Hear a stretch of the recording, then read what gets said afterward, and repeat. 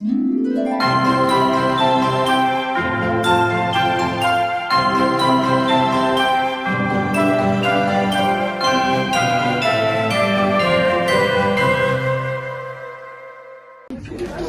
look who is here. Come on. You already start to spell it, see? Just in time. Grab a seat. Make yourself at home. You walk on time. Join us. So, are you ready? Let's go. Welcome to our podcast where we dive deep into literature and complex themes that authors explore. My name is Muhabat and I believe that stories have the power to change the way we think and help us to understand the world better. And I'm Malika. For me, literature is more than just an entertainment. It's like a mirror to society. It helps us to explore the issues that matter, both personal and global. Hi there, I'm Ayjan, and I think the beauty of a good story is that it can spark conversations. The themes that come up often hit home in ways we might not expect. And I'm Sofia. Today we are talking about the William Saroyan's short story, The Filipino and the Drunkard. Its story packed with the deep themes of racism, self-defense, and social indifference. Before we get into the details of the story, let's take a moment to talk about the author. William Saroyan was an Armenian-American writer who won multiple awards, including the Pulitzer Prize. His writing often focuses on the struggles of ordinary people, especially of those the margins of society. Yeah, you're right. And The Filipino and the Drunkard is one of his stories where he deals with themes of racism, identity, and human vulnerability. The story was written in a time when racism was widespread, but it resonates even now. Saroyan's ability to capture the complexity of human society in social. Let's give a quick summary of the story for anyone who might not be familiar with it. Sure, a young Filipino man is waiting to board and gets harassed by the drunk white man. The drunkard orders him around and tells him to get away from the white people, expressing disgust at the Philip presence and his clothes. So the Filipino, despite the verbal abuse, tries his best to avoid the confrontation. He doesn't want trouble, he just wants to get on the boat and mind his own business. But the drunkard continues to taunt him. And things escalate further when the Filipino hides in a restroom to escape the drunkard. Despite his attempts to remain calm and avoid the violence, he's eventually cornered, I think. The Filipino defends himself and the story ends him comforting the crowd, asking why no one helped him when they saw what's happening. So, it's a powerful moment of reflection when the Filipino is not just asking for sympathy, but questioning why society stood by and did nothing while he was harassed.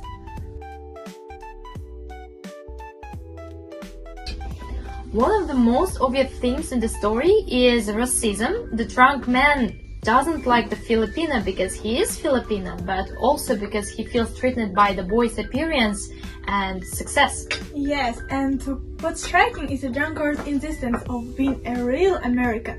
He sees himself as entitled to the space he occupies and doesn't want the Filipino to be there. Especially when the Filipino is well dressed and doesn't conform to his expectations of who belongs in that space. Yeah, that's clear from the start that Filipino is being judged based on his ethnicity, not who he is as a person. Though the drunk words I fought 24 months in France, I'm real American, reveal his sense of achievement and racial superiority. Unfortunately, this kind of racism is still present today. People are still judged based on her race or appearance, and it's something we continue to struggle with as society. And another important theme is violence and self-defense. The Filipino doesn't want to escalate the situation, but he's repeatedly pushed to the edge. Exactly. He doesn't want to fight back at first. And he even tells the drunkard, I don't want trouble. Yeah. And when the situation becomes dangerous, he doesn't have no choice. Just to defend himself. So, there is a way the story becomes morally complex, where the Filipino justified the use of violence. Even though he clearly didn't want to, He gave the drunkard every chance to walk away, but when that didn't happen, he had to protect himself. It raises the questions of self-preservation. In many situations, people have to decide whether to stand up for themselves, and sometimes that means using force to stop an immediate threat.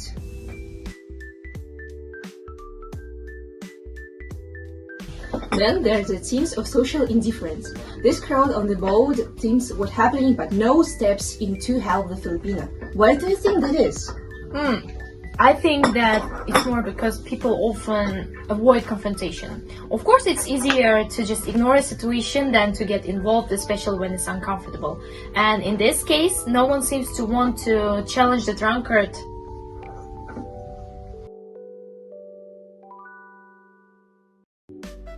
So what about today? Do you think the story still holds relevance in our modern world?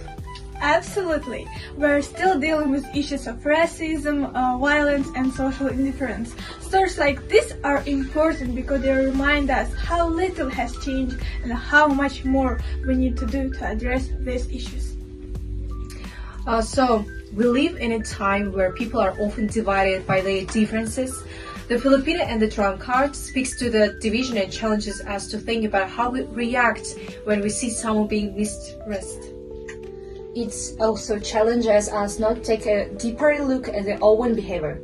Are we still crowd understands by all wishes, or are we willing to enter and make a difference? To wrap up, this story is a reminder of the consequences of prejudice and indifference. It's not just about what happens to the Filipinos, it's about how we all play a role in what happens in society. Yes, it's for us to ask ourselves, how would we act in such situation, and would we stand for someone who been wronged, or would we turn away? Thank you for joining us today. We hope this conversation has sparked some reflection. Let us know your thoughts. Do you think the Filipino was justified? What would you have done in his place?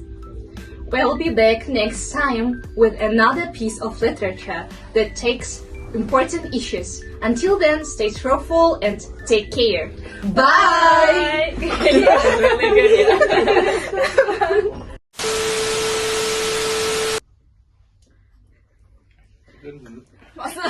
Angel... О, нет!